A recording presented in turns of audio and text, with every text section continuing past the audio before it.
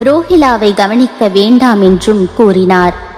அவர் மேலும் ரோஹிலாவுக்கு மிகவும் கெடுதலான மனைவி ஒருத்தி இருக்கிறாள் என்றும் அவள் உள்ளே வர முயன்று ரோஹிலாவையும் தம்மையும் தொந்தரவு செய்வதாயும், ஆனால் ரோஹிலாவின் பிரார்த்தனைகளை கேட்டவுடன் அவள் உள்ளே நுழைய துணியவில்லை என்றும், ஆதலால் அவர்கள் மன அமைதியுடனும் மகிழ்ச்சியுடனும் இருக்கிறார்கள் என்றும் கூறினார்.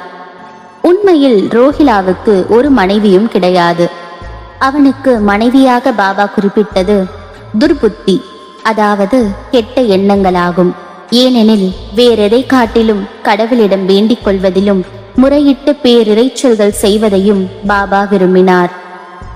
அவர் ரோஹிலாவின் பக்கம் இருந்து ரோஹிலாவின் இரைச்சல்களையும் கூக்குரல்களையும் பொறுத்து கொள்ளுமாறும் அவை சீக்கிரம் மறைந்துவிடும் என்றும் கூறினார்.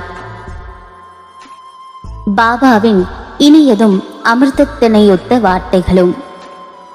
ஒரு நாள் மத்தியானம் ஆரத்தி முடிந்த பிறகு அடியார்கள் தங்கள் இருப்பிடங்களுக்கு திரும்பிக் கொண்டிருந்தார்கள். அப்போது பாபா கீழ்கண்ட அழகான அறிவுரையை விடுத்தார். நீங்கள் எங்கு வேண்டுமானாலும் இருங்கள், என்ன வேண்டுமானாலும் செய்யுங்கள்.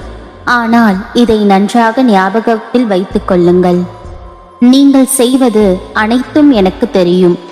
நானே அனைவருடைய அந்தரங்க ஆட்சியாளனாக இதயத்தில் அமர்ந்து இருக்கிறேன்.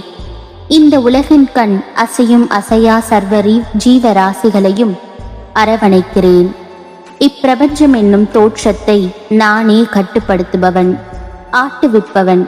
எல்லா வர்க்கங்களின் மூலமாதா நானே. முக்குணங்களின் கூட்டுறவும் நானே.